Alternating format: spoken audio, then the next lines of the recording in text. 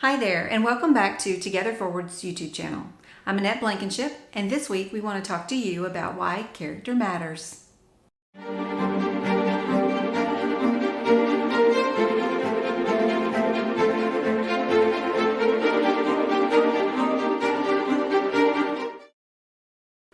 In this week's social media, we posted a quote by Norman Schwarzkopf, Army general who led the coalition forces in the Gulf War.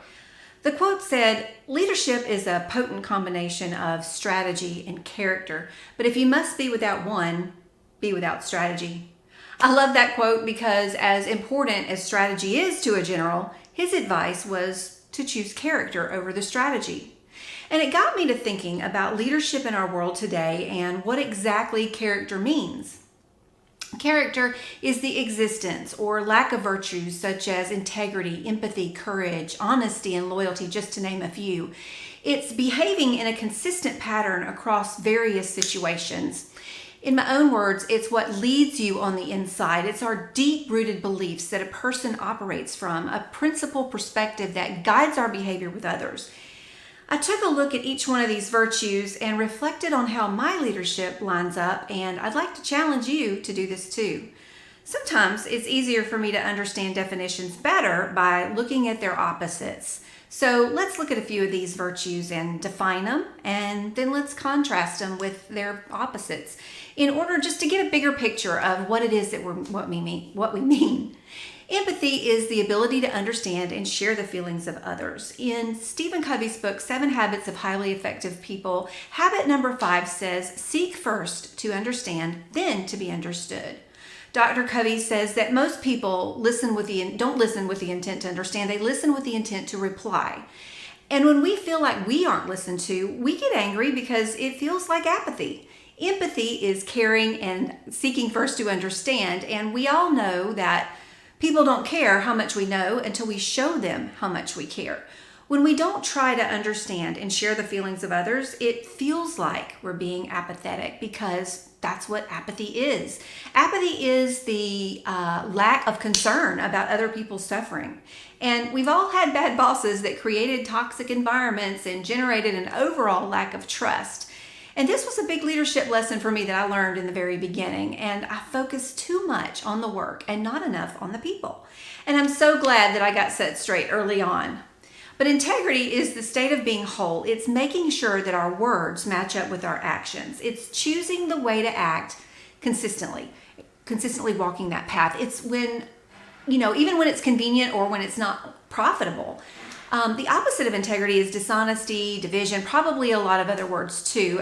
We don't like it at all when we feel like leaders aren't being honest with us. So we don't feel like we can trust them. And there's an example in my own life. Several years ago, I kept having this recurring experience. A cashier would either give me too much change back or they would miss charging me for certain items. And I knew I needed to let them know that I was in a big hurry, and I didn't realize that they'd given me back too much money or that they didn't charge me until I was in the car. And, as I sat there and debated with myself, I knew I had to go back in and let them know, even though I may have been in a hurry. But it felt good knowing that I made the right choice and the right decision.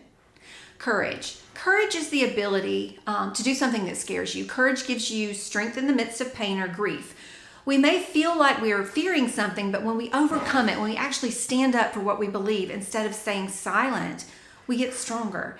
And when I think of courage, I think about soldiers who sacrifice their lives for something greater than themselves. And I feel a deep respect for them because of what they did for me and for our country.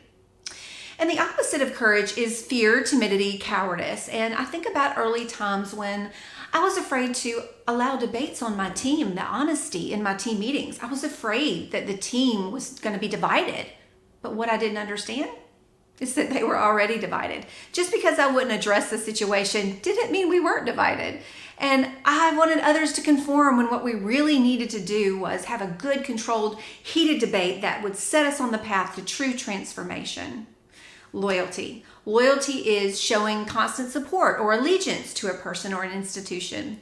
An example of loyalty is, somebody that continues to be there when times are good and when they aren't.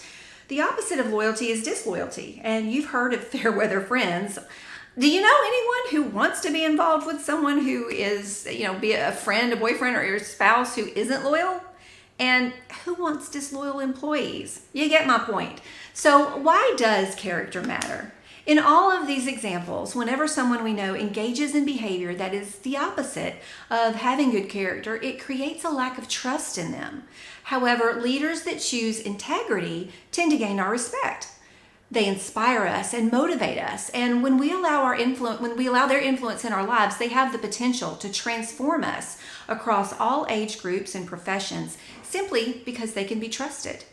Good character builds trust. We've all known leaders who have been taken down by their flaws. They either got complacent or they acted in their own self-interest, and that led to their downfall.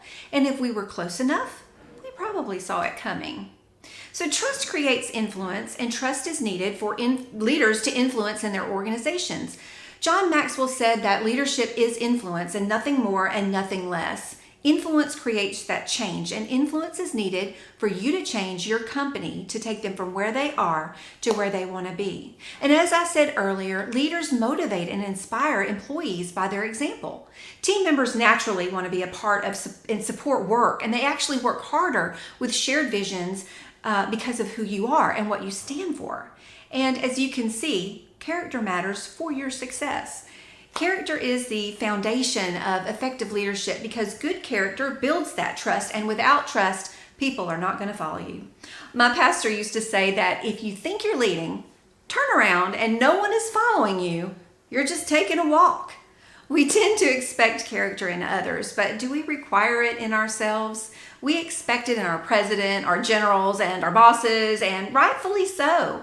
The character of those in leadership roles is critically important for reasons that we've discussed. However, this is not just applicable to those who lead us, but it's also applicable for those of us that lead. So, where does building our character start anyway? Well, Ralph Waldo Emerson said it this way: sow a thought, reap an action. Sow an action, reap a habit. Sow a habit, reap a character. And sow a character, reap a destiny. So what behaviors make us proud of ourselves? Which ones degrade our self-worth? If good character starts with our thoughts and ends in our destination, then regularly reflecting on our own thinking is critical. So I challenge you today to reflect on this. Ask yourself, what destiny am I reaping? Where is my character leading me? And then set a goal for where you can improve. For yourself, for your business, for your team, and for your life and your destiny. Let's go together forward. If you enjoyed this video, go ahead and click that like button. Every like helps us to reach new people. And if you want to see new videos on leadership, strategy, and project management to help you with your business or career every week, go ahead and hit that subscribe button and notification bell. Also, please let us know what your top leadership, strategy, and project management challenges are so that we can make some new videos in the future with your feedback.